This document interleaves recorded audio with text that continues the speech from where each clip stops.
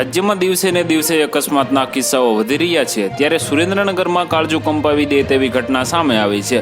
Surendranagar Patdi road પર આણિંદ્રા ગામ પાસે એસટી બસ રસ્તાની બાજુની ખાડામાં ઉતરી જતા અકસ્માત સર્જાયો હતો। આ દરમિયાન બસમાં સવાર 40 જેટલા પેસેન્જરોની ઈજા થઈ છે। ઈજાગ્રસ્ત લોકોમાં મોટાભાગના તાલીમ પામેલા પોલીસ કર્મીઓ હતા। ઈજાગ્રસ્તને મેડિકલ કોલેજમાં ખસેડવામાં આવ્યા છે।